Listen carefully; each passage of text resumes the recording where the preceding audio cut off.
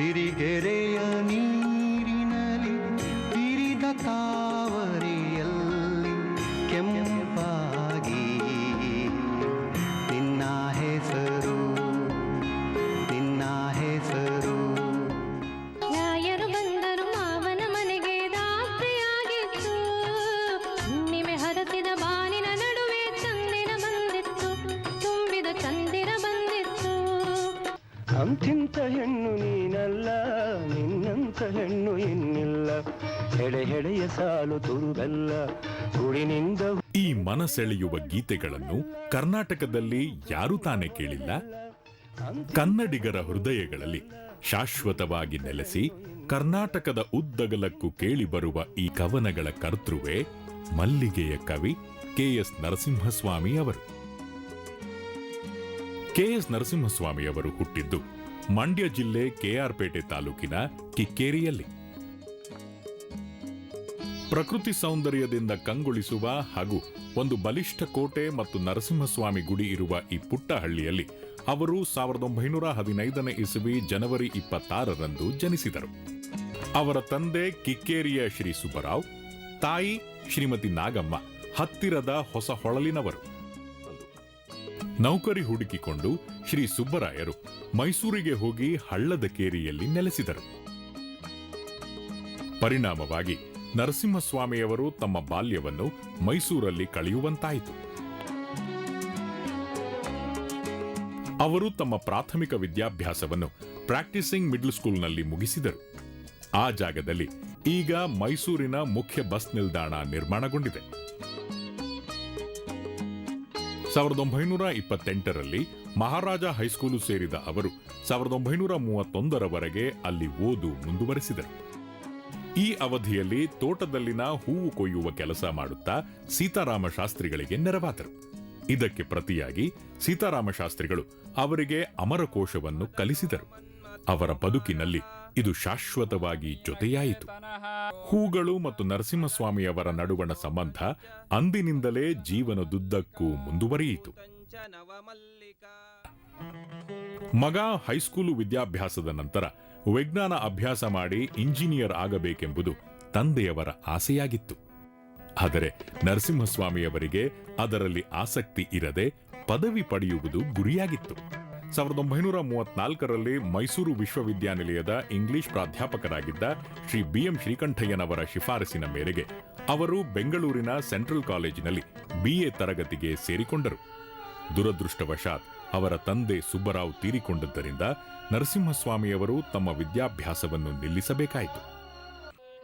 19ರ ಕಿರು ವಯಸ್ಸಿನಲ್ಲಿಯೇ ವಿಧವೆಯಾದ ತಾಯಿ ಹಾಗೂ ಒಬ್ಬ ತಮ್ಮ ಇದ್ದ ಸಂಸಾರದ ಭಾರವನ್ನವರು ಹೊರಬೇಕಾಯಿತು.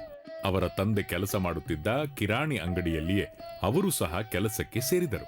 ಆದರೆ ಅದರಲ್ಲಿ ಅವರಿಗೆ ಆಸಕ್ತಿ ಮೂಡಲಿಲ್ಲ.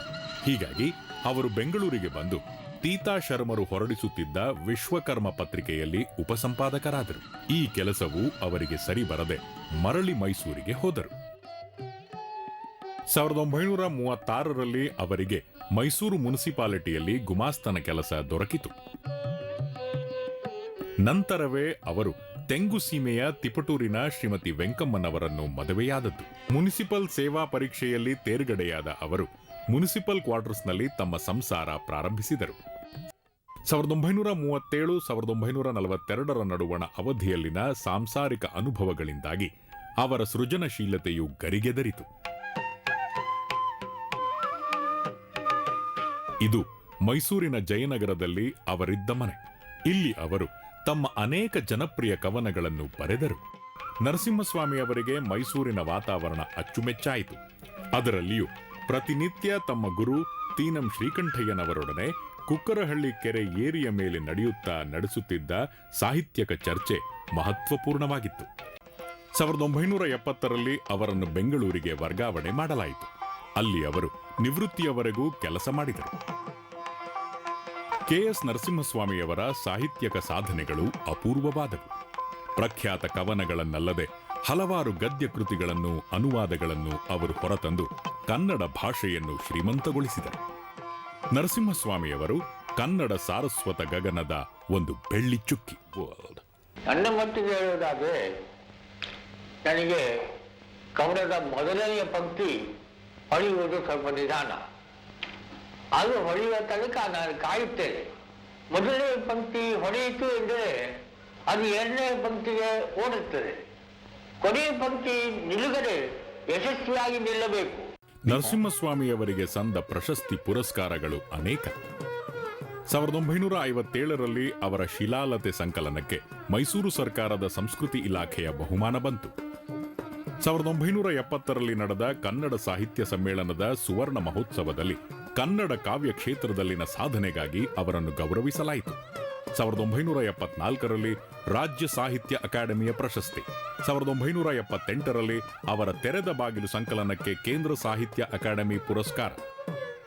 1985ರಲ್ಲಿ ಕನ್ನಡ ಸಾಹಿತ್ಯ ಪರಿಷತ್ತು ಅವರಿಗೆ ಗೌರವ ಸದಸ್ಯತ್ವ ನೀಡಿತು. 1987ರಲ್ಲಿ ಕೇರಳದ ಕುಮಾರನ್ ಆಶಾನ್ ಪ್ರಶಸ್ತಿ ಲಭ್ಯವಾಯಿತು. 1990ರಲ್ಲಿ ಮೈಸೂರಿನಲ್ಲಿ ನಡೆದ ಅಖಿಲ ಭಾರತ ಕನ್ನಡ ಸಾಹಿತ್ಯ ಸಮ್ಮೇಳನದ ಅಧ್ಯಕ್ಷತೆಯ ಗೌರವ ಅವರದಾಯಿತು. 1992ರಲ್ಲಿ ಅವರಿಗೆ ಮೈಸೂರು ಮಲ್ಲಿಗೆ ಚಿತ್ರಕ್ಕಾಗಿ ಅತ್ಯುತ್ತಮ ಗೀತಕಾರರೆಂಬ ಪ್ರಶಸ್ತಿ ದೊರಕಿತು. ಅದೇ ವರ್ಷ ಬೆಂಗಳೂರು ವಿಶ್ವವಿದ್ಯಾಲಯವು ಅವರಿಗೆ ಗೌರವ ಡಿಲಿಟ್ ಪದವಿ ನೀಡಿತು. 1996ರಲ್ಲಿ ಅವರು ಮಾಸ್ತಿ ಪ್ರಶಸ್ತಿಯನ್ನು ತಮ್ಮದಾಗಿಸಿಕೊಂಡರು. 1997ರಲ್ಲಿ ರಾಜ್ಯ ಸರ್ಕಾರವು ಅವರಿಗೆ ಪಂಪ ಪ್ರಶಸ್ತಿಯನ್ನು ನೀಡಿತು. 1999ರಲ್ಲಿ ಕೇಂದ್ರ ಸಾಹಿತ್ಯ ಅಕಾಡೆಮಿಯ ಗೌರವ ಫೆಲೋಶಿಪ್ ದೊರಕಿತು. 2000ರಲ್ಲಿ ಅವರು ಗೋರೂರು ಪ್ರಶಸ್ತಿಯನ್ನು ಸಹ ಪಡೆದರು.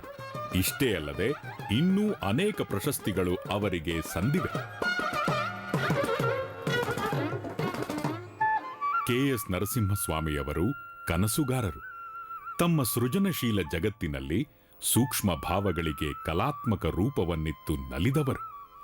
ಪರಿಶುದ್ಧ ಆನಂದದ ರೂಪವಾದ ಅವರ ಕವನಗಳಿಗೆ ಎಣೆಯಾದವು ಇಲ್ಲವೇ ಇಲ್ಲ.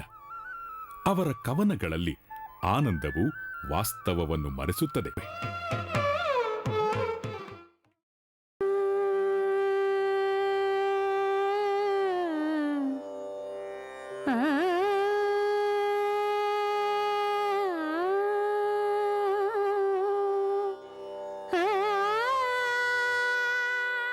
ಶ್ರೀ ಕೆ.ಎಸ್. ನರಸಿಂಹಸ್ವಾಮಿಯವರು ಭೌತಿಕವಾಗಿ ನಮ್ಮಿಂದ ಕಣ್ಮರೆಯಾಗಿರಬಹುದು.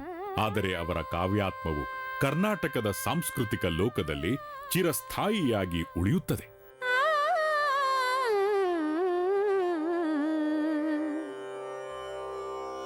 ನಿನ್ನ ಪ್ರೀತಿಗೆ ಅದರ ರೀತಿಗೆ ಕಣ್ಣ ಹನಿಗಳೇ ಕಾಣಿಕೆ.